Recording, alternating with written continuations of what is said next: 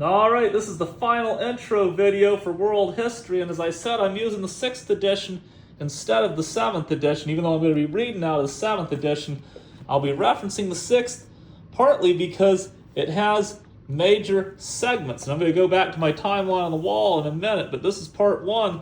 First 6 chapters are going to be on the early complex societies from 3500 to 500 BCE. And you remember this great timeline in my first of these 3 intro videos, the 19-minute video where I talk about the timeline on my wall that goes, I would have thought if it was a chart, it would go to the present day upward, but no, it's a downward chart with the present day at the bottom. But anyway, cool. So in the first section, we're going to cover 3,000 years worth of history in just the first 6 chapters. So we're going to start at the top of this.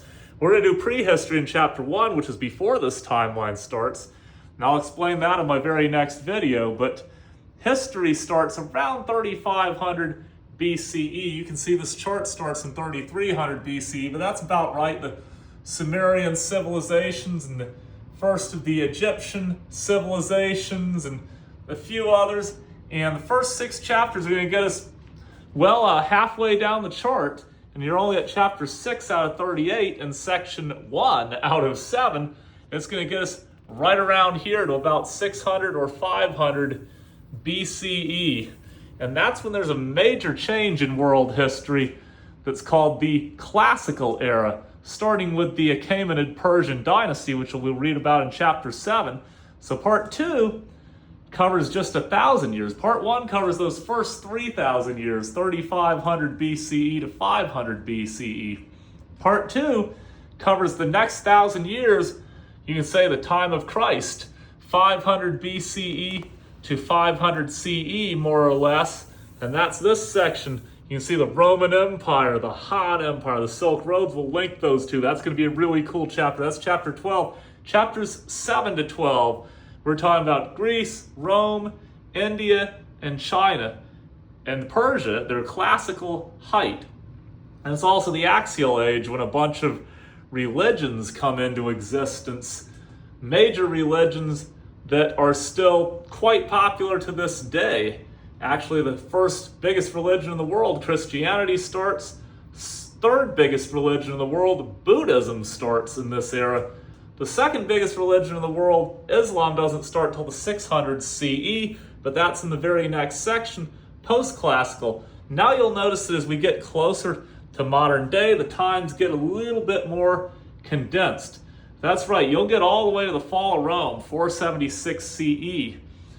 By the end of chapter 12 on the Silk Roads, and that's only 12 out of 38 chapters. As I said, the 7th edition, the actual AP class doesn't even cover any of this stuff, which is crazy. I don't know why, because I love the ancient and classical world. Those first 12 chapters are probably my favorite of this whole discussion section.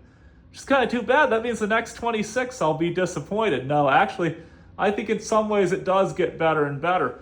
But then you get to the next segment, which is just 500 years, 500 CE to 1000 CE. Think early Middle Ages in Europe, but don't be so Eurocentric. China resurges. India's trading all over the Indian Ocean. You got all sorts of cool stuff. The rise of Islam, the major Middle Eastern empires. That's this era. And then section 4 covers the second period of the post-classical era, and you kind of get into, I think they call it cross-cultural integration, 1000 to 1500. And that's going to be the era of, well, in Europe, the bubonic plague, but you're going to see all the major Native American civilizations. You're going to see the Mongolians. That's a big chapter, chapter 17, on Eurasian empires that really cover most of that continent. Biggest empire the world's ever seen, but it's less than 100 years long, peaking in 1279. And this is where most AP World History classes now pick up, with chapter 17 in the textbook on the Mongol Empire. Books only have chapter 13 on the resurgence of China, Sui and Tang dynasty. But anyway, then if you take world history in college, you have 2 sections to it. And about the first half of the Traditions and Encounters textbook covers everything down to 1500. So look at that. When you get to 1500, you're in the modern era because you've covered, wow, what is that? 4,000? No, 5,000 years worth of history. 5,000 years in the first 21 chapters. And then World History Part 2, 1500 to the present, is the next 17 chapters, and it just covers the last 500 years. Although don't worry, that's a very short time period, but a lot's happening, and it's very recent. So yeah, then the next section is Part 5 is from 1500 to about 1800. That's a very interesting era. Think era of exploration. This is kind of the era when Europeans take over a lot of the world. So you could say exploration, or I'm going to be politically incorrect and say exploitation for a lot of people. And then Part 6 is 1750 to 1914, getting really close to the basically heavily centered on the 19th century. And then finally, the last section, chapters 33 to 38, is this whole previous century, 1914 to the present. So that's basically how Traditions and Encounters as a textbook is organized. What I think is interesting is how you get a lot more details, you get closer to the present, so you cover a lot fewer years. Like Part 1, the first 6 chapters, they get you all the way from 3500 to 500 BCE, which is half that chart. But then the last section only covers 100 years, 1914 to the present. And I know to be a smart aleck, it's 2026, but you get the point. 112 years, it's not much compared to 3,000 years. So that's pretty cool. But anyway, those are the major sections in the textbook. Even here they have major sections, but here they divide it into 6 periods: Early Bronze Age, and Iron Age, which is all covered in the first 6 chapters. And then Classical Antiquity, yep, that's chapters 7 to 12. The Classical Era, that matches up neatly with a section in my book. And then Middle Ages, that's the next 2 sections, 3 and 4. Sections 3 and 4, chapters 13 to 21.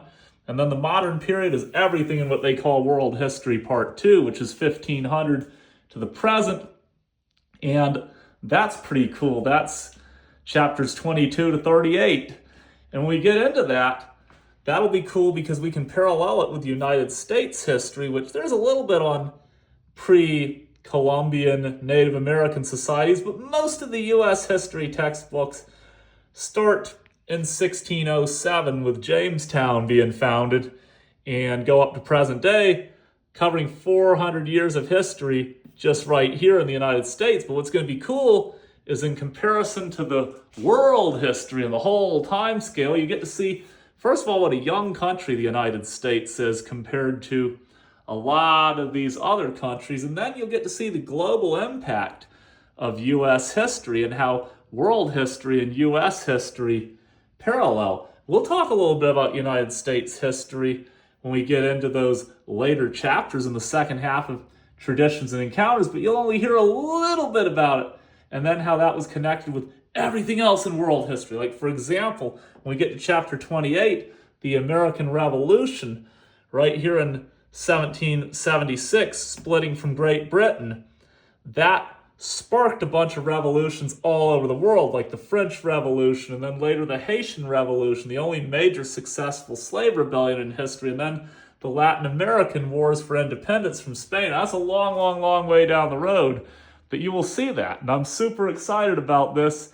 And it's just kind of cool how you go from a 3,000-year first 6 chapters to just a 100-year last 6 chapters in the 38-chapter book, Traditions and Encounters. But yeah, in fact, just leading up to what's going to be the official first video, this is still the 3rd intro video. First video is going to be all about time and how big it is.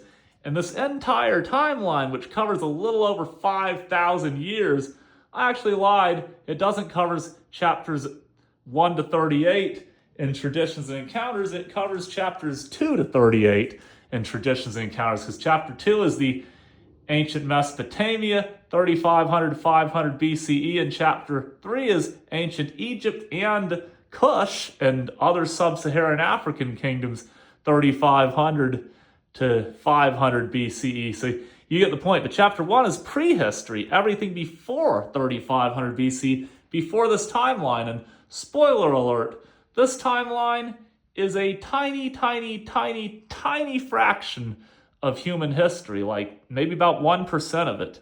And human history is a tiny, tiny, tiny fraction of Earth's history, which is about 1/3 of the history of the universe. And that's leading me into the very first discussion on prehistory, coming up next.